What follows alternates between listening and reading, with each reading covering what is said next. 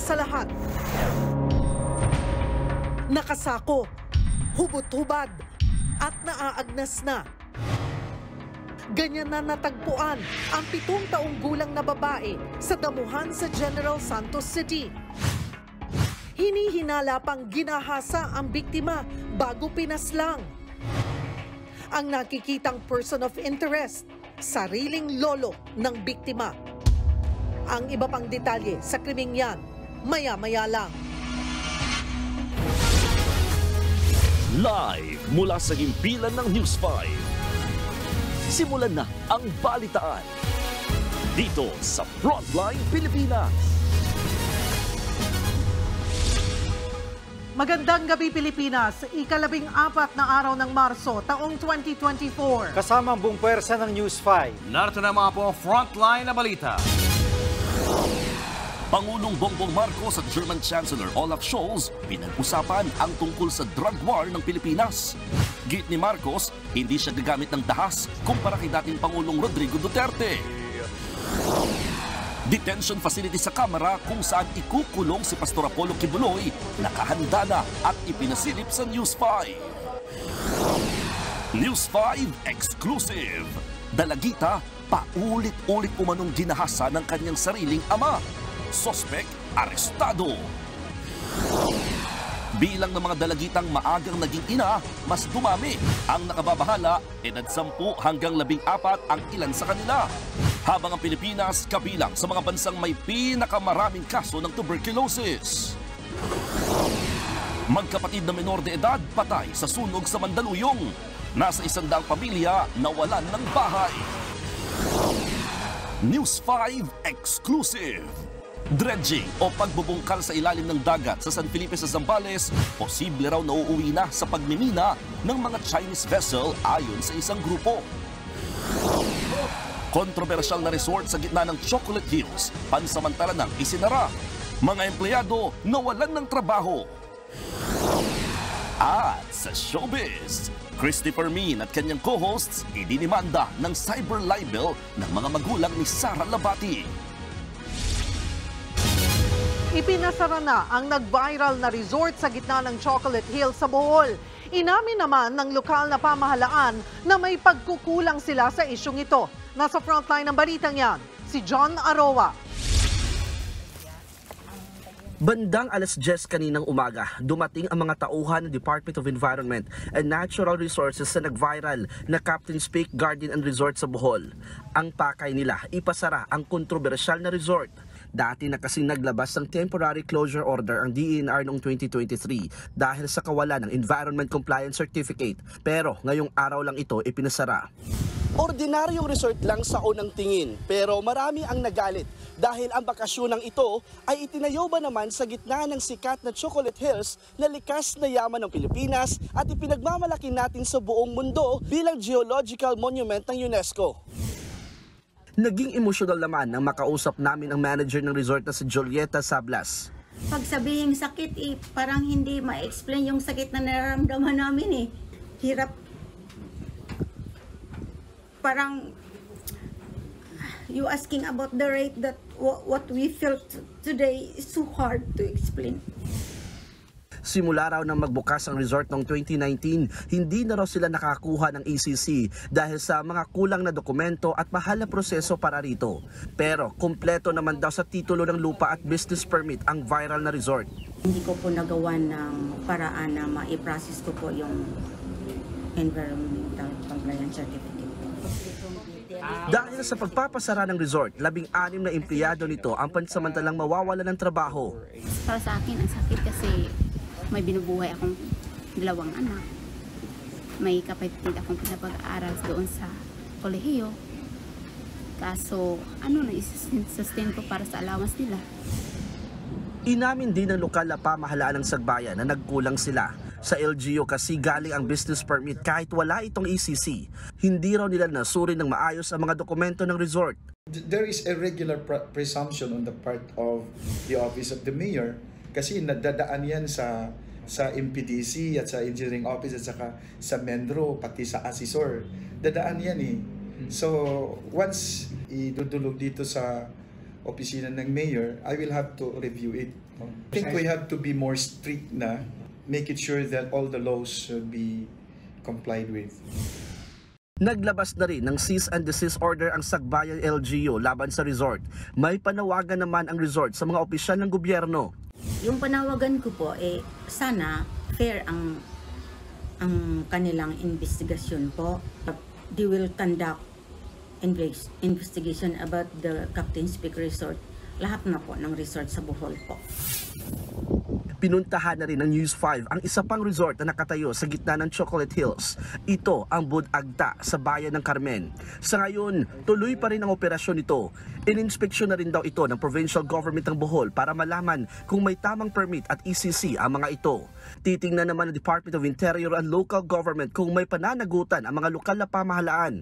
Kung mayroon daw pagkukulang o irregularidad sa mga opisyal, hindi raw sila magdadalawang isip na gumawa ng legal na hakbang. Iimbestigahan naman ito ng Kamara sa susunod na linggo. Nagbabalita mula sa Frontline, Jan Arua, News 5. Patay ng matagpuan ang magkapatid na menor de edad sa sunog sa Barangay Poblasyon, Mandaluyong. Nasa 100 pamilya rin ang nawala ng bahay sa nasabing sunog. Nasa Frontline na balitang yan, si Hannibal Talete. Maghahating gabi kanina nang sumiklab ang sunog sa Barangay Poblasyon, Mandaluyong. Nabulabog ang mga residente sa lakas ng apoy at kapal ng usok. Pahirapan sa pag-apula ng apoy dahil sa makikitid na daan. Kinailangan din ng mga bumbero na umakyat ng bubong para mabugahan ng tubig ang mga nasusunog na bahay. Medyo masikip po yung daanan at mahina po yung mga hydrant po natin. Kaya kanina po okay yung pag-apula natin, pero nung kinalaunan nakulangan na po tayo ng tubig. Ang ibang residente tumulong na sa pag-iigib ng tubig para isalin sa fire truck. Karamihan sa mga nasunugan gaya ni Rolando, wala nang naisalbang gamit habang lumilikas. Nagulat po kung apoy na nga po kagad. Sa taas ng bubong namin marami kami narinig na sumabog. Makalipas ang halos 2 oras na sunog, tumambad ang bangkay ng 16 anyos na babae at ang 4 na taong gulang na lalaki. Magkapatid sila. Natrap sila sa second floor ng bahay kung saan sila natutulog. Isang residente naman ang nasugatan sa paa. Ayon sa BFP, 50 bahay ang naabo at nasa 100 pamilya naman ang nawalan ng tirahan. Umabot sa 9 na milyong piso ang halaga ng pinsala. Inaalam pa ang sanhi ng apoy. May sumiklab ding sunog sa isang supermarket sa Barangay Ugong sa Pasig pasado alas 3 ng hapon kahapon. Agad nagsilabasan ang mga empleyado. Sa lawak ng apoy, aabot sa 13 fire truck ang rumisponde. Naapula naman ang apoy matapos ang halos 3 oras. Iniimbestigahan pa ang mitsa ng apoy. Nagbabalita mula sa Frontline, Hannibal Talete, News 5. Arestado magpinsang malakihan umano kung magbagsak ng ilegal na droga sa Quezon City at ilang lugar pa sa Luzon. Nasa Frontline ng balitang yan, si Brian Basa. Sa Barangay Paligsahan, Quezon City, na corner ng mga tauhan ng Philippine Drug Enforcement Agency ang 30 at 31 anyos na magpinsang ito. Itinuturing na high-value target ang dalawa. Malaki ang supplier sila umano ng iligal na droga na tumatawid pa sa iba't ibang bahagi ng Luzon. Ang market na sinabi niya kung saan ito mga nagbebenta is dito sa NCR, North and Southern part ng NCR. And tumatawid din ito sa ibang region natin, sa katabing mga region, which is yung Region 4A and Region 3. Nakuha sa mga suspect ang 1 kilo ng hinihinalang shabu. Nagkakahalaga yan ng nasa 6.8 million pesos. Batay sa pagsisiyasat, galing pang Mindanao ang 2 suspect. Yung isa sa suspect natin, according sa info na na-receive natin, is elected official to. Pero again, gaya ng sinabi ko, subject for verification pa ito. Tumanggi namang magsalita sa media ang magpinsan. Sir, ano pong ginagawa niyo doon sa area nung nagkaroon ng operation? May gusto pa kayong sabihin? Wala rin po. Mahaharap sila sa reklamong paglabag sa Comprehensive Dangerous Drugs Act. Sa Baybas din, nahuli ang tulak umano ng droga na ito sa Maria Aurora. Kinilala ang suspect na si Julius Tino Castrense alias Bulyong. Nakuha sa kanya ang higit 5,000 pisong halaga ng droga. Nahaharap siya sa reklamong paglabag sa Comprehensive Dangerous Drugs Act. Nagbabalita mula sa Frontline, Brian Basa, News 5. Patay ang 11 anyos na batang lalaki matapos mabagsakan ng tetrapod o konkretong bloke sa Dolores Abra noong Sabado. Base sa ulat, naglalaro ang biktima at ang kanyang pinsan sa gilid ng ilog. Sakto namang may tetrapod sa lugar dahil sa ginagawang flood control project doon. Ginagamit ang tetrapod para basagin ang mga along humahampas sa dalampasigan. Umakyat daw ang mga bata sa ibabaw ng mga tetrapod nang gumuho ang mga ito. Kasamang nahulog ang biktima na nadaganan naman ng konkretong bloke. Kinailangan pang gumamit ng backhoe ang mga rescuer. Sinubukang dalhin sa ospital ang biktima pero binawian din siya ng buhay. Nakahanda naman daw tumulong ang lokal na pamahalaan sa biktima. Isinaranda muna sa publiko ang parte ng ilog para hindi na maulit ang insidente. Litong-lito na raw si Pangulong Bongbong Marcos sa pabago-bagong pahayag ni dating Pangulong Duterte tungkol sa charter change. Kasabay niyan ibinida ni PBBM ang hindi niya paggamit ng dahas sa sarili niyang war on drugs. Nasa frontline ng balitang yan si Maricel Halili. Personal na pinagmalaki ni Pangulong Bongbong Marcos kay German Chancellor Olaf Scholz ang malaki raw na pinagkaiba ng war on drugs niya kumpara kay dating Pangulong Rodrigo Duterte. Naging kontrobersyal ang drug war ng dating administrasyon dahil sa marahas at madudugong operasyon na ikinasawi ng libu-libong sangkot sa ilegal na droga. Pero sabi ni Marcos, iba na ang diskarte niya. Kailangan natin tignan is the prevention and the rehabilitation, which is, I think, a different approach. So we have a much different approach. Pero kung numero ang titingnan, lumabas sa datos ng UP Third World Study Center na higit 300 pa rin ang mga drug-related killings sa unang taon ni Marcos sa pwesto. Mas marami ng bahagya kumpara sa huling taon ni Duterte. Dahil sa talamak na patayan, isa ang Germany sa mga bansang umalma na noon sa war on drugs ni Duterte. Kaya sa pagkikita ni Scholz at Marcos, naungkat din ang investigasyon ng International Criminal Court o ICC. I explained to him our concerns over jurisdiction that we have explained many times over. Our concerns with the jurisdiction of the ICC in the Philippines and why it is why we are not recognizing that jurisdiction and the reason behind that. Bukod sa issue ng drug war, sinagot din ng Pangulo ang panibagong banat ni Duterte tungkol sa charter change. Malinaw daw kasing term extension lang ang habol ni PBBM sa Chacha. Dati na rin siyang kumambyo rito at sinabing suportado niya ang sinusulong na economic amendments. Kaya si PBBM nalilito na. Papalit-palit eh. So I'll have to examine it further, read it kasi very quick ko lang narinig ang balita, kanyang mga remarks. So we'll tignan ko muna kung ano ba talaga yung sinabi niya para maintindihan ko dahil hindi ko talaga naintindihan kasi parang naiiba bawat salita niya. Binanatan din ni Digong ang madalas daw na pamamasyal ni Marcos. Sagot ng Pangulo, where's the paseo? Wala. Yung kasama niyo kami. We don't make pasyal. Even in the places that I know or I've spent a lot of time with, hindi ko napupuntahan yung mga dati kong pinupuntahan because we're here to do this. Sa kabila nito, hindi pa rin naman nakalimot ang Pangulo. Binati na niya ng advance happy birthday si Duterte na magdiriwang ng kaarawan sa March 28. Personal ko namang kilala si PRRD.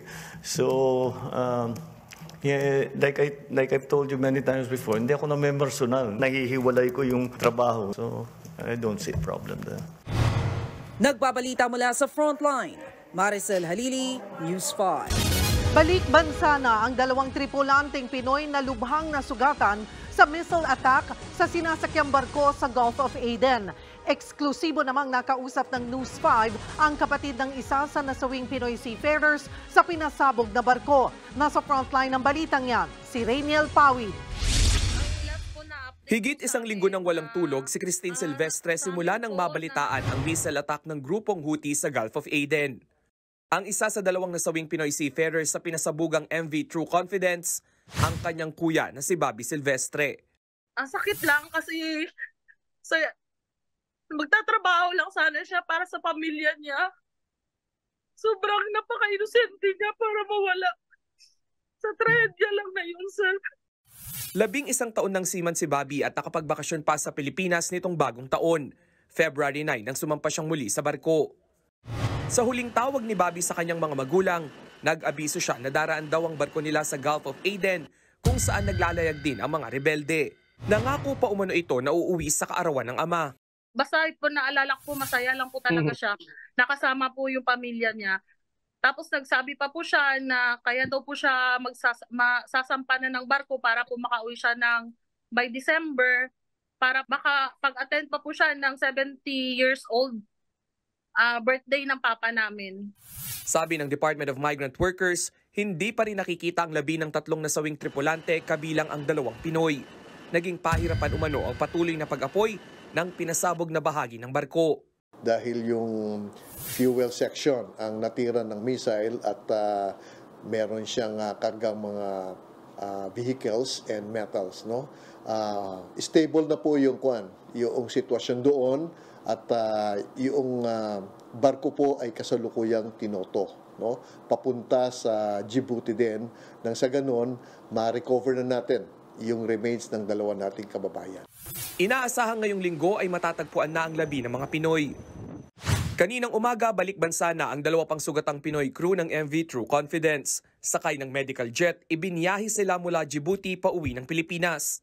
Sila po ay diniretso to a private medical hospital for the continuous medical treatment dahil yung isa sa kanila ay na-amputate above the knee, medyo balubha ang karamdaman, pero stable siya. At yung isa naman suffered severe burn. Sa ngayon, nakauwi na ang 13 Pinoy survivors ng MV True Confidence. Dahil sa pagiging delikado ng Red Sea at Gulf of Aden para sa mga Pinoy seafarer, inilabas ng DMW ang advisory kung saan tinukoy ang mga high-risk maritime route. Ang seafarer na papayag maglayag sa mga delikadong lugar, bibigyan ng dobleng sahod. May karapatan naman silang tumanggi. Isa sa karapatan ng isang seafarer na nakasampa sa isang barko na magta-transit o dadaan sa isang warlike or high-risk area ay yung tinatawag na right to refuse sail, no? Siya po ay bibigyan po natin ng oportunidad para ma-invoke niya on the proper time at aayudahan po natin siya kung siya po ay gustong ma-repatriate. Nagbabalita mula sa frontline, Rainiel Pawid, News 5. Pinag-aaralan ng COMELEC na idaos sa mga mall ang botohan sa 2025 midterm elections. Mas maaga na rin makakaboto ang mga senior citizen, buntis at PWD. Nasa frontline na balitang yan si Gio Robles. Sa anunsyo ng Commission on Elections, mas maaga nang sisimula ng botohan sa 2025 elections. 5 a.m. hanggang 7 a.m. ang magiging early voting hours. Eksklusibong nakalaan ang oras na yan para sa mga matatanda, buntis at persons with disability o mga PWD. Hindi na nila kinakailangang makihalubilo, sumama sa nakararami para kahit paano maging kaaya-aya ang kanila pong pagboto. E paano kung hindi umabot sa early voting ang botante? Sabi ni COMELEC Chairman George Garcia, papayagan pa rin naman silang bumoto pero sa mga emergency accessible polling places na sila didiretso. Dahil pinaagang simula ng botohan, mas mahabang oras ang ilalaan ng mga guro na tumatayong election officers. Kaya pagtitiyak ng COMELEC, madaragdagan ang kanilang honoraria. Noong nakaraang barangay at SK elections, 8 to 10,000 pesos ang bayad sa kanila, depende sa posisyong ginampanan. Hindi po kami papayag na walang dagdag ang mga guro sa kanilang mga sahod. Kahit po 2,000 piso man lang, bawat isa sa kanila. Bukod dyan, may proposal na rin daw ang COMELEC sa Department of Budget and Management kaugnay sa pondo na ibabayad sa mga paaralan na gagamitin sa halalan. Nauna nang umapila si Vice President at DepEd Secretary Sara Duterte sa COMELEC na sagutin ang bayarin sa tubig at kuryente ng mga paaralan na gagamitin sa halalan. Sa gitna rin nito, pinag-aaralan na ng COMELEC ang mall voting o pagtatayo ng voting precinct sa mga mall. Ito'y para hindi raw magsiksikan ang lahat ng botante sa mga paaralan. Mas komportable, mas medyo malamig-lamig ng konti. Walang vote buying, walang violence, walang dumi, walang kalat. Pero ang ilang botante gaya ni Emmy, ayaw ng mall voting. Ayoko sa mall. Maraming mga tao doon, makakasagabal pa rin ng maraming tao. Sabi naman ni Garcia, karamihan sa mall operator ay pabor na idaos doon ang halalan ng walang bayad. Pero posibleng limitahan lang ito sa mga mall na malapit sa mga barangay o mga polling precinct. Sa ngayon, wala pang final list ng mga mall na lalahok sa mall voting habang hindi pa tapos ang voter registration. Magkakaroon din muna ng konsultasyon sa mga botante.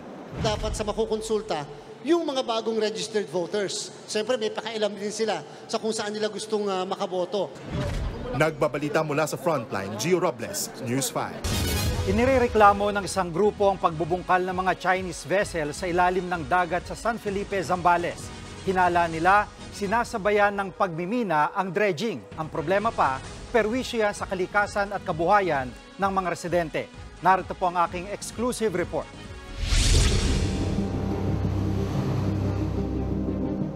Eksklusibong nakuna ng News 5 ang mga Chinese dredging vessel sa dagat ng San Felipe, Zambales.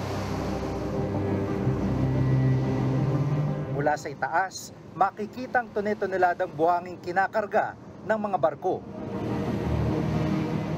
Noong una, 15 Chinese vessels lang ang nakita namin. Halos dumoble pa ang bilang ng mga yan kinabukasan. Ang mga nasabing vessel ay kinontrata sa ilalim ng River Restoration Project na inilunsad ng DNR noon pang 2019. Layo nitong bungkalin at hakutin ang lahar na tumambak sa dagat nang sumabog ang Mount Pinatubo. Ang lahar na yan ang tinuturong dahilan kaya nagbabaha umano sa ilang lugar.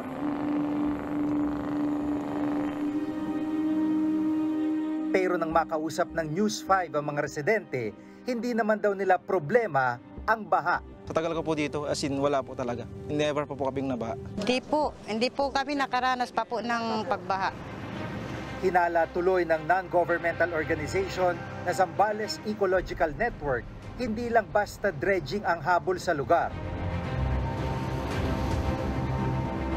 Baka raw may nangyayari ng pagmimina. What the governor is doing and what the DNR is doing now is not river restoration, but sand mining. They're getting everything. They're getting the magnetites and everything there, mga minerals na kasama dun sa buhangin. Nakasad din sa Department Administrative Order ng DNR na tanging sa mga itinalagang dredging zone lang pwedeng magbungkal ng buhangin. Makikita sa litratong ito kung saan lang pinapayagan ang dredging. Pero ayon sa Zambales Ecological Network, may pagkakataong lumalagpas na sa dredging site ang mga Chinese vessel. Inaalmahan din ng ilang residente ang pagguho sa kanilang baybayin. Sa katunayan, may pag-aaral ang isang marine geologist mula sa University of the Philippines na nagdudulot ng coastal erosion ang dredging. Makikita niyo po dyan sa baba na nag-erosion na po. Kawawa rin ang mga mangisda. Kapag kasi nabubulabog ang kailaliman ng dagat, umaalis ang mga isda. Kasi dati, naglalambat kami dyan sa tabi pag wala kaming mga huli sa ganito. May mga lambat kami natambay na lang.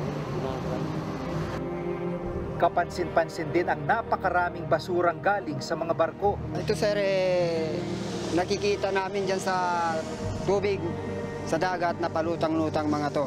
Chinese ho sir, Chinese po. Dati ho sir, nung wala yung barko, wala ho tayong nakikitang ganitong mga plastic bottle na palutang-lutang dyan po sa dagat.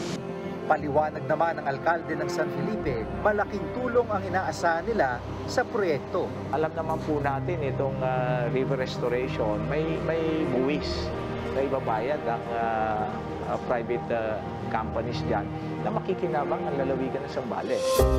Hindi rin daw totoo na may seabed mining na nangyayari.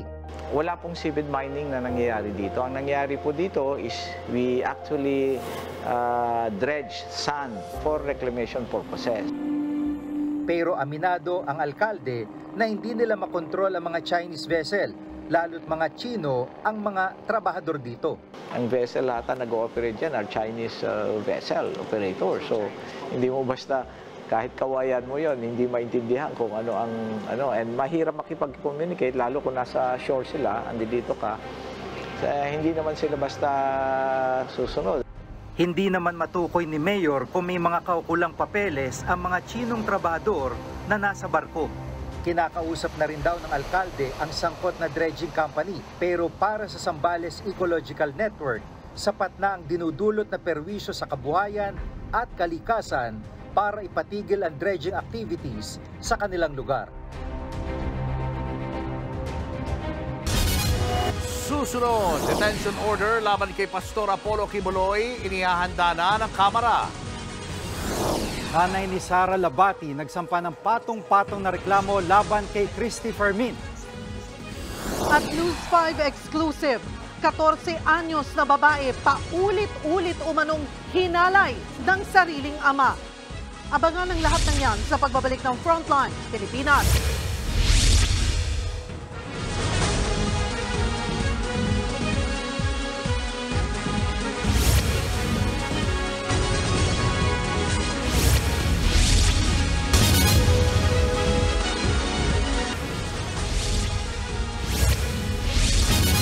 Inihahanda na ng Kamara ang detention order laban kay Pastor Apollo Kibuloy dahil sa hindi niya pagsipot sa mga pagdinig kaugnay sa prangkisa ng SMNI. Ipinasilip naman sa News 5 ang detention facility kung saan posibleng ikulong si Kibuloy. Nasa frontline na balitang yan si Marian Enriquez. Nakahanda na ang detention facility sa Kamara kung saan mananatili si Pastor Apollo Kibuloy kapag naaresto na siya ng House Sergeant at Arms. Pagpasok sa detention center, bubungad ang receiving area kung saan magre-rehistro sa logbook ang bawat pumapasok. May mga CCTV, fully air-conditioned at may electric fan pa rito. Mayroon ding 3 CR para sa lalaki, babae at PWD. Sagot din ng Kamara ang pagkain 3 beses sa isang araw. Sa ngayon, mayroong 2 kwarto dito sa detention facility na ito bandang South Gate ng Batasang Pambansa. Pero kaya raw nilang mag-accommodate ng hanggang 8 katao. At dito nga sa likod ng glass window na ito, maaaring i-detain si Pastor Apollo Kibuloy sakaling maaresto siya ng Kamara. Hindi na pinayagang makapasok ang media sa mga kwarto dahil may kasalukuyang nag-occupy ng isa sa mga ito. Papayagan namang gumamit ng cellphone ang mga detainee 30 minuto tuwing umaga at 30 minuto sa hapon. Ang visiting hours mula Lunes hanggang Sabado, 9 a.m. to 11 a.m. at 3 p.m. to 5 p.m. Papayagang magpa-deliver o kaya'y magdala ng pagkain ang dumadalaw. Ayon sa House Secretary General, inihahanda na ng Kamara ang detention order laban kay Kibuloy. It will be ready by tomorrow, so it can be served by next week. Hopefully, they will enjoy their stay here. We promise them a pleasant experience. Ika-6 ng pagdinig ng komite ng Kamara ng i-cite in contempt si Kibuloy dahil sa ilang beses nitong hindi pagsipot sa kanilang imbitasyon. Kaugnay ito ng kanyang partisipasyon bilang honorary chairperson sa Sunshine Media Network International. Ang SMNI ang broadcast media arm ng itinatag niyang religious group na Kingdom of Jesus Christ. Nakitaan ng maraming paglabag ang TV network at itinutulak na bawian ito ng prangkisa. Kahapon lumusot na sa ikalawang pagbasa sa Kamara ang panukalang pagbawi ng prangkisa ng network. Nagbabalita mula sa Frontline, Marian Enriquez, News 5.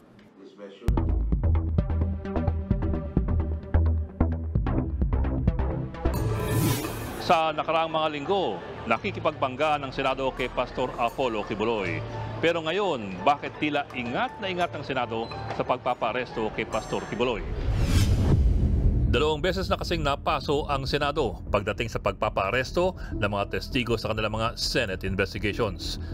Una sa family investigation noong 2022 at sa Aegis Juris hazing case kung saan napatay si Horacio Castillo III noong September 2017. Sa parehong kaso, inutos ng Korte Suprema na pakawala ng mga sinight for contempt at pinakulong ng Senado. Ilang beses din namang kinatigan ng Korte Suprema ang kapangyarihan ng Senado at ng Kongreso na magpatawag ng testigo in aid of legislation. Kinatigan din ng Korte ang kapangyarihan ng Kongreso na mag-cite in contempt oras na sumuway ang testigo sa isang lehitimong sabina na magpakita sa pagdinig ng Senado o ng Kongreso. At higit sa lahat, sinabi ng Korte Suprema na karapatan ng Kongreso na ipaaresto ang sinuman na kailangan nila sa isang inquiry in aid of legislation. Ayon sa Korte Suprema, importante ang kapangyarihan ito para pilitin ng mga testigo magpakita sa isang Senate investigation. Pero sa nakaraang mga taon, tila nililimitahan na rin ng Korte Suprema ang kapangyarihan ito. Sa kaso ng fratman na si Arvin Balag ng Aegis Juris Fraternity, sinabi ng korte na hindi pwedeng indefinite o walang limitasyon ang detention order ng Senado o ng Kongreso. Si Balag, pinakulong ng Senado for contempt dahil may mga tanong daw na ayaw niyang sagutin tungkol sa pagkamatay ng frat applicant na si Horacio Castillo III. Binigyang diin ng Korte Suprema na ang indefinite detention ay paglabag sa constitutional rights ng isang tao. Mahalaga po ito dahil binabaliktad nito ang dating umiiral na patakaran. Sa kasong Arnold versus Nazareno noong May 1950, sinabi noon ng Korte Suprema na ang isang testigo ay maaaring i-detain kahit higit pa sa tagal ng termino ng mga nakupong senador at congressmen. November 2023, lalo pang binawasan ng Korte Suprema ang kapangyarihan ng Kongreso na magpa-aresto base sa desisyon nito sa kaso ng Farmally investigation. Matapos ipa-aresto ng Blue Ribbon Committee sina Lincoln Ong at Michael Yang ng Farmally Corporation at ng Full Wind Group of Companies for testifying falsely and evasively. Malinaw daw ang kapangyarihan ng Senado na magpa-aresto pero nagpataw ng mga kondisyon ang Korte Suprema para dito. Una, ang anumang investigasyon ay dapat in aid of legislation. Hindi daw ito isang paglilitis o pagpapataw lamang ng parusa. Pangalawa, ito dapat ay sumusunod sa Rules of Procedure ng Senado. At pangatlo, dapat dumaan sa due process at irespeto ang karapatan ng mga testigo. Sa kaso ni Lincoln Ong at Michael Yang, sinabi ng Korte Suprema na hindi raw nabigyan ng pagkakataon ang dalawa na magpaliwanag. Wala rin daw sa posisyon ng Senado para sabing umiiwas lamang sa tanong ang dalawang testigo. Ito marahil ang dahilan kung bakit hiniling muna ni Senate President Mig Zubiri na maglabas ng show cause order ang komite ni Senadora Risa Hontiveros laban kay Quiboloy bago ito iparesto.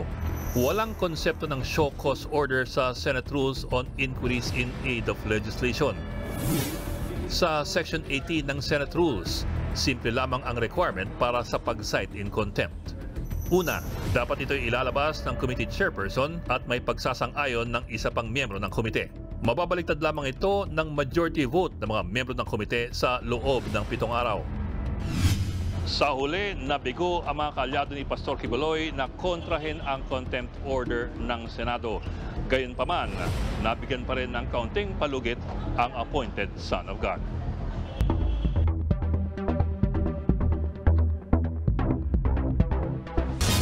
Pinagtanggol naman ng ilang kongresista ang madalas sa pagbiyahe ni Pangulong Bongbong Marcos sa ibang bansa matapos batikusin ni dating Pangulong Duterte. Banat ni Digong ang hilig daw mamasyal ng Pangulo. Sagot naman ni Iloilo Congresswoman Janet Garin, hindi niya alam kung nagbibiro lang si Duterte pero kung seryoso man, wag na lang daw sanang mamulitika. Ginagawa lang daw ng Pangulo ang trabaho niya para hindi tayo mapag-iwanan ng ibang bansa. Pasyal nga ba? Globalization is actually the key in every leader who would like to manage his country. Hindi kasi pwedeng isang isla tayo at yung Pilipinas ay nakakahon na hindi pwedeng makipag-usap sa ibang mga bansa. Iba naman ang hugot ni ACT-CIS Party List Congressman Erwin Tulfo. Git niya, normal lang na bumiyahe pa abroad ang presidente. Strategy raw ito ni PBBM para makahatak ng investors. Wala nga raw itong pinagkaiba kay Duterte na bumabiyahe rin noon sa ibang bansa. The purpose of their trips are to, of course, to harbor investments. Kanya-kanya hong diskarte. Hindi na naman ho si Pangulong Marcos ang may ganung klaseng biyahe po. May mga previous administrations po before him na marami din pong biyahe. Showbiz, eto na nga! Mga kapatid, eto na nga ang mga rumaratsyadang showbiz balita ngayong Huwebes. Together again, sina Janet Jackson at kanyang Pinoy fans para sa concert ng global pop icon sa Pilipinas kagabi. Nag-transform into a 90s dance club ang Smart Araneta Coliseum para sa Together Again concert ng international pop superstar. Kahit 57 years old na, todo hataw pa rin si Janet sa pagpe-perform ng kanyang hit song sa 2 dekada niyang music career. Kabilang dyan ang Rhythm Nation. Let's Wait a While at collab song nila ng kapatid na si Michael Jackson na Scream. All out naman ang fans sa pagkanta ng hit song niyang Again at All For You. At para sa kanyang encore, nagdiwang ang fans nang kantahin niya ang Together Again.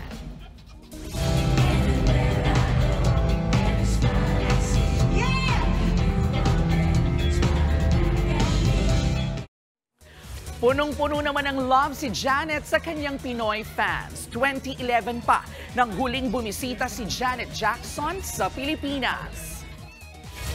Eto pa nga, may pasilip si BTS member Suga para sa kanyang upcoming concert movie. Excited na ang mga ARMY matapos ilabas ni Suga ang main trailer para sa August D-Tour D-Day the movie. Mapapanood dito ang performances mula sa kanyang mga concert sa Seoul nitong nakaraang taon. May guest appearances pa ang iba't ibang BTS members tulad nina RM, Jimin at Jungkook. Ibinahagi rin ni Suga ang kahalagahan ng pagdaraos ng concert bilang isang artist. Ipapalabas po ang August D-Tour D-Day the movie sa mga sinehan sa Pilipinas sa April 10 at 13. At eto pa, spotted si Miss Universe 2018 Catriona Gray na walang suot na engagement ring. Matapos aminin ng kanilang agency na may relationship issues ang dalawa. Pero po nitong linggo, magkasama sina Kat at Sam habang naglalaro ng paddleball. Nasa frontline ng balitang yan, si MJ Marfori. Bubbly at masayang humarap sa press si Catriona Gray. Pero kapansin-pansin ang hindi niya pagsuot ng engagement ring. Nitong linggo at Miyerkules, magkasama sina Kat at Sam pati ang mag-asawang sina John Prats at Isabel Oli sa paglalaro ng paddleball. Ibinahagi ni John sa kanyang Instagram account ang group photo nila kasama sina Sam at Kat. Pero nang tanungin namin si Queen Kat kung kamusta na sila ni Sam. Thank you pa! Thank you! Sa kabila nito, game na game naman na talakayan ng iba pang issue tulad ng umano'y fake inclusivity sa Miss Universe. I just hope that the brand would really take accountability and show that it is not just a token for the pageant community to say, yes, we're inclusive, but just for the look of it. And sana na-embrace naman sila. Inclusivity is not a token thing. It's something that is to be embraced. Kilala rin si Kat na malapit sa mga indigenous groups sa Pilipinas. Kaya may say rin siya sa viral na paghihipo ni Apo Wang Od kay Piolo Pascual. It's a great way to really boost or at least invite people to learn more about our tribes, our ethno-linguistic groups here in the Philippines. Kasi we are so diverse, and I think that it's not as accessible to people. So even though it could be perceived as mainstream, I feel like being able to invite people to learn more, to educate themselves more, and also to discover ways in which we can support our tribes and ethno-linguistic groups, it's a positive thing. Noong nakaraang buwan lang, nang sabihin ng Cornerstone Entertainment, ang management nila Kat at Sam na may hinaharap na challenges ang dalawa, pero actively naman nila itong nire-resolba. Nagbabalita mula sa Frontline, MJ Marfori, News 5. Susunod, mga dayuhang Pogo worker na sasagipin sana ng mga otoridad sa Tarlac, posibleng ibinenta na raw sa ibang kumpanya. Mount Apo nabalot ng frost o andap dahil sa sobrang lamig. Ang litrato ng mag-asawang Mateo Godicelli at Sara Geronimo ginagamit ng mga scammer.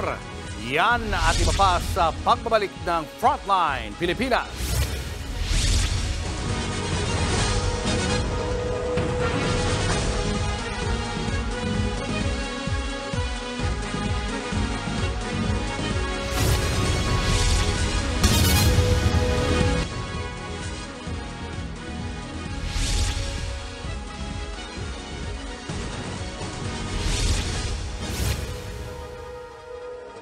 Umapila ang mga sinuspinding empleyado ng National Food Authority kaugnay sa questionableng pagbebenta ng bigas.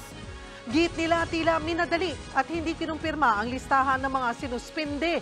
Nasa frontline ng balitang yan, si Shaila Francisco. Dumiretso sa Office of the Ombudsman ang 20 sa mga sinuspinding empleyado ng National Food Authority. Ilan sa kanila, mga warehouse supervisor at branch manager na galing pang Visayas at Mindanao. Kabilang sila sa higit 100 empleyado na naghain ng motion for reconsideration para iapela at bawiin ang ipinato sa kanilang suspension order. Kaugnayan ang questionableng pagbebenta ng bigas sa mga piling trader. Giit nila, wala naman silang ginawang masama. Malaking dagok din daw ang suspensyon lalo't wala silang sahod. Masakit sa amin we're just doing our job naman. Then alam namin wala kami ginagawang masama. Then parang nadideprive din kami sa due process. Apektado rin ng pamilya namin. Yan po, medyo talaga po mahirap. Sa tingin namin, medyo minadali. Paano po nag-conclude ang the Honorable Ombudsman nationwide in a very short period of time. Tila hindi raw kinumpirma ang lista ng mga suspendido, lalo't nasamang isang patay, 2 retirado at 1 naka-study leave. May ilang opisyal pa na mali-mali ang pangalan at posisyon. There was no explanation as to why each one of them was suspended, save for a general claim that there is already strong evidence of guilt against them. This is unfair for civil servants. Wala pang tugon ng ombudsman ukol dito. Kasabay ng pagsuspinde sa mga NFA officials, kinandado din ang halos 100 bodega ng ahensya na dawit sa issue habang gumugulong investigasyon ng ombudsman. Pinangangambang makaapekto ito sa mga magsasaka, lalo't dito sila karaniwang nagbebenta ng kanilang palay kapag anihan. Kasunod nito, nababahala ang ilang agricultural groups na baka baratin ng mga trader ang mga magsasaka kung mabawasan ang mga bodega ng NFA. During harvest time, dami ng supply, bababa ang presyo dahil walang puntahan because NFA is the last resort, doon sila pupunta. Walang tatakbuhan yung farmer. Kapag kasi may NFA, hindi makaporma yung trader. May pupuntahan May pupuntahan iba, yung gobyerno, mamimili siya I think Ombudsman should move quickly because the farmers who are members are complaining. Don't suspend based on suspicion. Ang Department of Agriculture naman, minamadali na raw ang sariling investigasyon. Gusto rin ni Secretary talaga very soon na yung talaga may pananagutan, yung talaga ang magpursige sa investigation, kung talagang hindi naman sila directly involved o kung ano man, so dapat ay hindi na sila maasama doon sa suspension. Nagbabalita mula sa Frontline, Shaila Francisco, News 5. Hindi mahagilap ng mga operatiba ang mga dayuhang Pogo workers na sasagipin sana sa Tarlac. Hinala nila ibinenta sa ibang Pogo company ang mga dayuhan. Nasa Frontline na balitang yan si Gary De Leon. Bantay sarado ng mga otoridad ang mga gusali ng Zunian Technology Incorporated sa Banban Tarlac ngayong araw. Ito ang compound na ni-raid ng mga operatiba sa bisa ng search warrant dahil sa reklamo ng human trafficking at serious illegal detention. Nabisto ang operasyon ng mga takas ang isang Vietnamese noong February 28. Malawak ang lugar, may 36 na matataas na gusali. Na-rescue ng Presidential Anti-Organized Crime Commission ang 1,000 Pogo worker. Kabilang dito ang mga Pinoy, Chinese, Malaysian, Taiwanese at Rwandan. Kasama rin sa na-rescue ang isang Malaysian na umani tino-torture kapag hindi sumusunod sa pang-i-scam at kapag hindi naaabot ang kota sa trabaho. Yung request sa amin is i-rescue din yung isang Malaysian na nandun na biktima rin daw ng torture and pang-aabuso, physical injury. So, swerte naman nung pagpunta natin doon, nakita kagad natin yung Malaysian na biktima. At ngayon nasa pangangalaga na ng Philippine National Police at of course with the coordination with the Malaysian Embassy. Pero ang mga Vietnamese na pinaparescue ng nakataas nilang kababayan hindi nakita sa compound. And we're looking for the other Vietnamese nationals, because according to our prime witness, there are several Vietnamese nationals here who are no longer around. So it is possible that they've been transferred or even sold to other Pogo establishments. Ayon pa sa PAOCC, cryptocurrency scam at love scam ang ginagawang illegal operation ng Zunian Technology na nagsimula ang operasyon noong 1 taon. Pero nakarehistro ito sa PAGCOR bilang ika-105 Pogo company sa bansa. Inaalam ngayon ng Bureau of Immigration kung legal ang mga dokumento ng mga dayuhang na-rescue. Bureau of Immigration personnel will be conducting the processing of their respective documents in preparation for repatriation or possible deportation. Kinondena naman ni Senator Grace Poe ang bago naman natuklasang scam operation ng Pogo sa Tarlac. September pa raw ng nakaraang taon nang irekomenda ng Senado na itigil ang Pogo operation sa bansa dahil nagiging kanlungan ito ng iba't ibang krimen. Ang kawalan ng kakayahan na ipatigil ang mga Pogo ay tila pangungutya sa ating batas. Aabutin pa ng ilang araw bago makompleto ng PAOCC ang inventaryo ng mga tao at mga kagamitan sa ni-raid na Pogo Hub. Pero isasampa na ngayong araw ang mga kasong human trafficking at torture laban sa mga Chinese Pogo operator na nahuli nila sa raid. Nagbabalita mula sa Frontline, Gary De Leon, News 5. Hindi kasama sa mga benepisyaryo ng food stamp program ang mga nasa listahan ng Pantawid Pamilyang Pilipino Program o 4Ps. Yan ang nilinaw ng Department of Social Welfare Development. Ayon sa ahensya, bagamat dinagdagan ng pondo para sa food stamp program, nakasaad sa probisyon ng programa na hindi na dapat kasama sa mga makikinabang ang 4Ps beneficiaries. Inanunsyo naman ng ahensya na mula sa 3,000 may magiging 300,000 na ang benepisyaryo ng food stamp program sa full implementation nito sa Hulyo. Pero paalala ng ahensya, mag-iigpit na sila. Required na dumalo sa mga seminar ang benepisyaryo kung ayaw nilang matanggal sa programa. Kasi benepisyong binibigay sa atin, hindi naman ho ito rights, hindi natin ho ito karapatan. So kung hindi natin namimit yung mga conditions as stipulated sa ating programa, may karapatan din pong estadong bawiin ito at ibigay natin sa ibang susunod na mga beneficiaries. Aprobado na ang aumento sa buwan ng sahod ng mga kasambahay sa Central Luzon. Ayon sa Department of Labor and Employment, may dagdag na 1,000 piso ang inaprobahang dagdag sahod ng Tripartite Wages and Productivity Board Region 3 para sa mga kasambahay sa mga lungsod at first-class municipalities, habang 1,500 pesos naman sa mga kasambahay sa ibang bayan. Dahil dyan, nasa 6,000 pesos na ang buwan ng sahod ng mga kasambahay sa Central Luzon. Higit 126,000 na mga kasambahay naman ang tinatayang makikinabang sa wage hike. Sa April 1, epektibo ang dagdag sahod.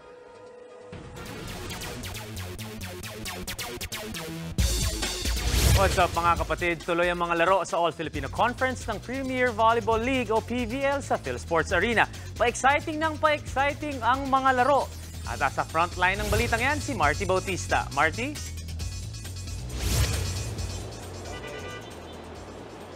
Mikey, mas humihigpit pa ang laban sa leaderboard sa Premier Volleyball League All-Filipino Conference.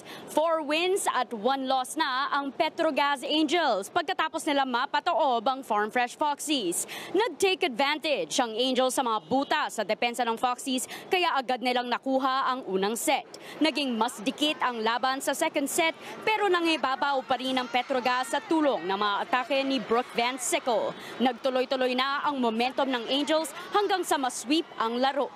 Sa second leading scorer ng conference, si Van Sickle na ang humahawak ng total of 63 spikes at 72 points. Sa second game naman, long rallies ang ipinamalas ng Choco Mucho Flying Titans kontra Signal HD Spikers. Sa kabila ng floor defense ni Don Macantili, nanaig ang mga atake ni Cici Rondina para sa Flying Titans, kaya nasungkit nila ang first set 25-18.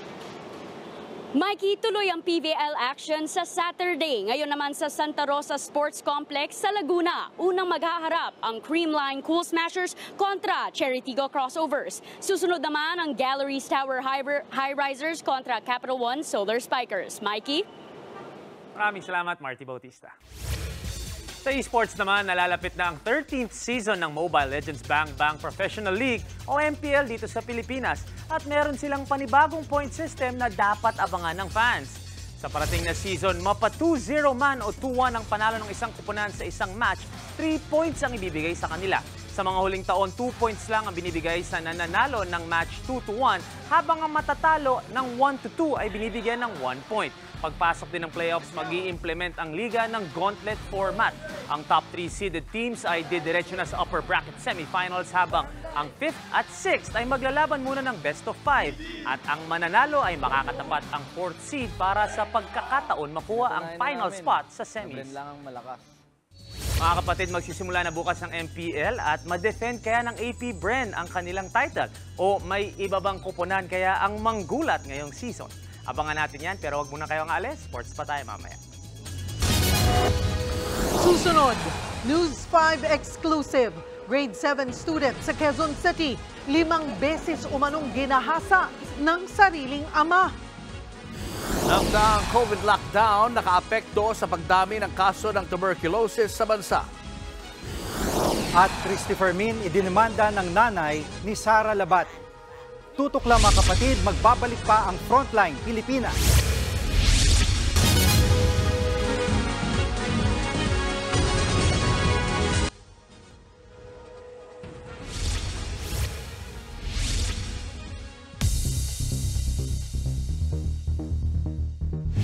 Sumabog ang pumalyang space rocket sa Wakayama, Japan. Sa aerial video, makikitang pag-take off ng isang Japanese space rocket.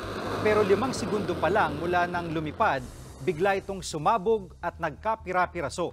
Binalot ng makapalausok ang bundok at bahagyang nasunog ang launch pad. Walang sakay na tao ang space rocket, pero may dala itong government test satellite. Hindi pa tukoy kung bakit ito sumabog. Balak sana ng kumpanyang Space One na maging kauna-una ang Japanese company na makapaglagay ng satellite sa outer space. Ang satellite ay isang spacecraft na ginagamit sa komunikasyon at weather forecasting mula sa kalawakan. Arestado ang isang lalaki sa Brazil matapos magpaputok ng baril at mang-hostage ng isang bus. Sa pool naman sa video, ang pag-akyat ng mga pirata sa isang shipping vessel sa Indian Ocean. Yan ang Frontline News Abroad ni Mayan Los Baños. Umaaligid ang isang barko sa shipping vessel MV Abdullah sa gitna ng Indian Ocean noong Martes. Maya-maya, isa pang bangka na ang dumikit sa MV Abdullah. Hanggang sa inakyat na ng mga lalaki ang cargo ship. Ayon sa isang maritime security firm, mahigit 20 armadong lalaki ang sumampa sa shipping vessel. Hinostage nila ang mahigit 20 tripulante. Base sa ulat galing Mozambique, ang shipping vessel ay papunta sana ng United Arab Emirates para maghatid ng mahigit 50,000 tonelada ng uling. Hindi pa tukoy kung Somali pirates ang mga nang hijack, pero ayon sa mga otoridad, tumaas ang bilang ng hijacking incidents mula noong December, kasunod ng pang-hijack ng Houthi rebels. Tinutugis na ng European Union Naval Forces ang mga pirata para ma-rescue ang mga tripulante. Sa Rio de Janeiro, Brazil naman, walang kawala ang isang lalaki nang dakpin siya ng mga pulis noong Martes. Hawak siya sa leeg ng mga otoridad habang nakaposas ang 2 niyang kamay nang isinakay sa police mobile. Hinostage niya ang 17 pasahero ng bus. Kwento ng mga otoridad, sumakay sa bus ang suspect saka nagpaputok ng baril. 2 pasahero ang tinamaan ng bala. 3 oras ang itinagal ng hijacking. Kusa namang sumuko ang lalaki kalaunan.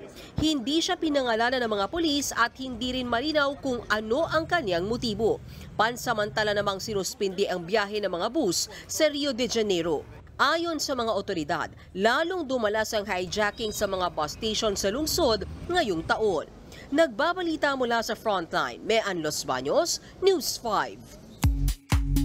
Showbiz, eto na nga! Mga kapatid, eto na nga, na-intriga ang ilang netizens sa latest post ni Bea Alonzo dahil sa suot niyang singsing. Sa post sa social media, makikita si Bea na nag-endorse ng isang skincare brand. Napansin ng netizens na may suot na diamond ring ang aktres. Kinilig naman ang solid Bea Dom fans dyan. Ang tanong nila, nagkabalikan na nga ba sila? Sana raw patunayan ng dalawa na totoong may one more chance. Pero sa mismong caption ni Bea, binanggit niyang late post ang naturang video. Nitong Pebrero lang nang kumpirmahin ni na Bea at Dominic Roque ang kanilang hiwalayan. Eto pa nga, Nagbabala si Matteo Gudicelli laban sa mga scammer na ginagamit ang pangalan nila ng misis niyang si Sara Geronimo. Pinag-iingat ni Matteo ang publiko sa scam na nangangakong mabibigyan ng 5,000 pisong ayuda ang mga mayroong national ID. Pinost ito sa TikTok. Tinawag naman ito ni Matteo na isang malaking scam. Sa ngayon, burado na ang kumakalat na video. 2021 pa naging ambassador ng Philippine Identification System ang mag-asawang Matteo at Sara. Heto pang matindi, idinemanda si Christy Fermin ng ina ni Sara Labati na si Esther. Kinumpirma yan ni Nanay Christy sa kanyang online show kahapon.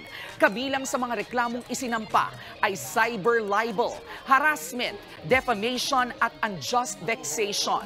Kasama rin sa demanda ang co-hosts niyang sina Romel Chica at Wendell Alvarez. Nagkaharap naman na raw sa piskalya sina Nanay Christy at Esther. Hindi na idinetalye ni Christy Fermin ang dahilan ng reklamo, pero hinala ng ilan. Posibleng may kinalaman ito sa breakup kamakailan ni Sara at Richard Gutierrez. Nitong February 29 nang mag-post si Esther ng picture nila sa harap ng Department of Justice. Akala pa ng netizens ang mga Gutierrez ang sinampahan nila ng reklamo. Susunod, News 5 exclusive. 14 anyos na babae sa Quezon City, paulit-ulit umanong hinalay ng sariling ama. Dumaraming dalagitang maagang nabubuntis, kinababahala. Ang paligid ng Mount Apo nagyeyelo dahil sa sobrang lamig. Marami pa kayong mga balitang dapat malaman sa pagbabalik ng Frontline Pilipinas.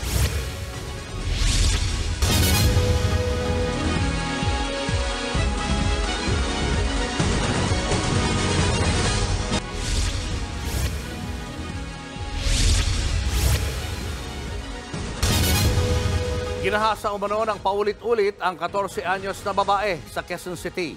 Ang suspect, sariling ama ng dalagita.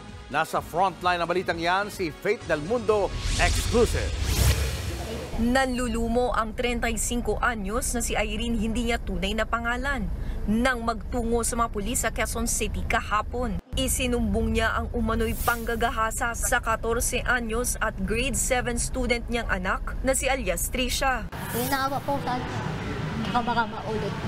Ang itinuturong suspect, ang ama ng biktima. Kwento ni Irene, nalaman niya ang umano'y panghahalay ng mister niya nang biglang magwala si Trisha isang araw at sinabing manyak ang kanyang tatay. Yung anak ko, biglang naging hysterical, nagsisigaw.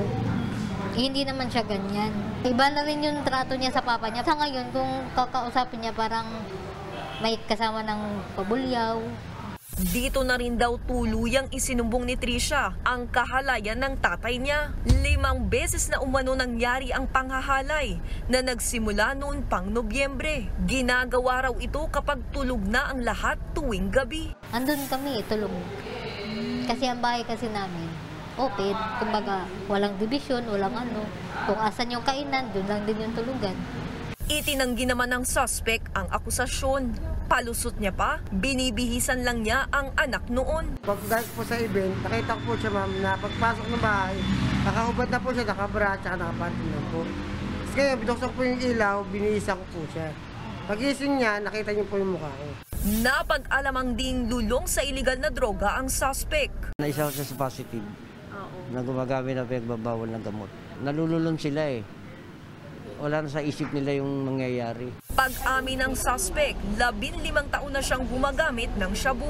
Masakit man kay Irene na makulong ang mister, itutuloy niya ang reklamo. Gusto rin ng anak ko, ikulong tatay. Paano kung maulit-ulit, tapos may isa pa akong anak? Tapos paano kung habang tumatagal, ibang tao na ang gawan niya? Mas may ganda makulong na lang din siya. Maharap ang suspect sa kasong rape. Nagbabalita mula sa Frontline, Faith Del Mundo, News 5.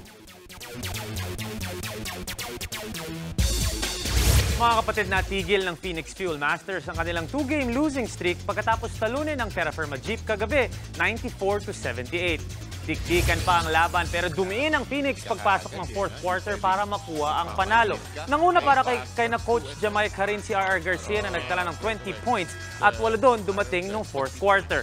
Nag-ambag naman ng 18 points si Jason Perkins at 17 naman galing kay Ken Tuffin. Magandang confidence-boosting win ito para sa Fuel Masters, lalo na at hindi muna makakalaro si Tyler Teo dahil sa injury. And speaking of injuries, hindi rin nakalaro kagabi si Stephen Holt para sa Terra Firma Jeep.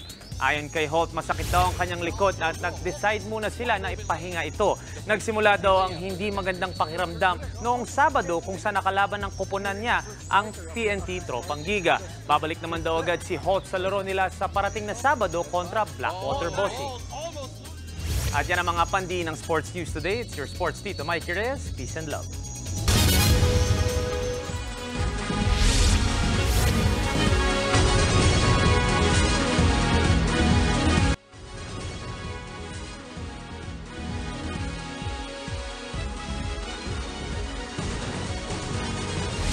Nababahala ang mga otoridad sa pagdami ng mga minor de edad na maagang nabubuntis sa bansa. Ang ilan sa kanila, 10 hanggang 14 na taong gulang pa lang. Nasa frontline ng balitang yan si Mon Gualvez. Bit-bit pa ng 16 anyos na si Abby, hindi niya tunay na pangalan, ang kanyang magdadalawang taong gulang na anak nang abutan namin sa bahay nila sa Mandaluyong. 14 anyos lamang siya nang mabuntis ng menor de edad din niyang kaibigan. Kaya labis ang pagsisisi niya, lalo't napilitan siyang tumigil sa pag-aaral noon. Sa ngayon, naka-enroll siya sa Alternative Learning System o ALS. Hindi ko na po nagagawa yung mga dating nagagawa ko, gano'n. Gumagala ako ng ako lang, gano'n. Kasi ngayon po, pag maalis po, kasama na po yung baby ko. Ayon sa Commission on Population and Development o CPD, isa lamang si Abby sa mahigit 150,000 na naging batang ina noong 2022. 10% yang mas mataas kumpara noong 2021. Ang mas nakakaalarma, higit 3,000 sa kanila, edad 10 hanggang 14 na taong gulang pa lamang. Halos 50% yan na mas marami kumpara nung mag-umpisa ang pandemya. After the pandemic, there's what we call rebound in the live births, physically, health-wise, 'di ba? Yung katawan na hindi pa ready for a pregnancy, no? And isa sa mga highest na maternal death cases are from the young ones. Paliwanag pa ng CPD, maraming sanhi kung bakit maagang nabubuntis sa mga teenager, gaya ng family factors o kawalan ng tamang gabay ng magulang, peer pressure o impluensya ng barkada, unprotected sex o hindi paggamit ng contraceptives gaya ng kondom, pati sexual abuse. Factor din daw ang madalas na exposure ng kabataan sa social media at access sa mga pornographic at sexual explicit content. Hindi na bago ang mga insidente ng teenage pregnancy sa bansa, lalo't mataas pa rin anilang antas ng kahirapan at kawalan ng tamang edukasyon. Pero pangamba ng Commission on Population and Development, hindi raw malabong lumobo pa ang numerong naitala hanggat hindi ito natutugunan ng mga otoridad. Dahil dito, muling isinusulong ng komisyon na ideklara ulit bilang urgent national priority ang pagtaas ng adolescent pregnancy gaya ng ginawa noong 2021. Pero bukod sa hakbang ng gobyerno, mas mahalaga raw ang papel ng mga magulang. Pinaka-epektibo pa rin daw kasing solusyon sa problema ang tamang gabay sa bahay. You should be the first sexuality educators of your children. But of course, kailangan maayos yung communication nyo. Kasi if you don't talk about the little things, the everyday things at home, how can you go to sexuality communication? Nagbabalita mula sa frontline, Mon Gualvez, News 5. Mga partners, ang init na ng panahon ngayon. Oo nga, sobra. Talagang ramdam natin. Talaga ramdam na ramdam. Hanggang dito sa studio mainit. Pero, para kang nasa ibang bansa sa sobrang lamig naman sa Mount Apo. Kaya sa tindi ng lamig, nakitaan na ng frost o andap ang paligid ng Apo. Kaya naman nagpapaalala mga otoridad sa mga aakyat sa bundok. Nakita ng grupo ng hiker ang frost o andap sa Lake Venado campsite sa bahagi ng Cotabato. Naipon sa tent ang mga frost. Ayon sa Mount Apo Tourism Office, nasa 0 degrees Celsius ang temperatura sa Mount Apo na tinuturing na pinakamataas na bundok sa Pilipinas. Sa nakalipas na 2 linggo, 2 beses daw nakakita ng frost sa bundok. Kaya payo sa mga hiker, hanggang 3 patong na damit ang isuot bilang panlaban sa sobrang lamig. Medyo mainit dito sa baba ngayon. So, if mainit sa baba, talagang sobrang lamig po doon sa peak at saka sa portion ng Lake Venado. That's the time na may mga na-notice kami mga frost. It's just a normal condition. It's not something very new to us. Wow! Parang snow, ano? Oo, diba? sarap. Sana Sana all. sa lahat. Sana all, yung hangin. Karating sa Metro Manila. Kaya kahit pa paano, may lamig naman tayo ngayon. Pero naman sa studio, medyo malamig na, diba? Lumamig na. Lumamig na. Okay. At yan ang mga balita at impormasyong dapat niyang malaman sa araw na ito. Mga balita para sa may alam at may pakialam. Kami ang inyong mga kasangga sa Frontline Pilipinas.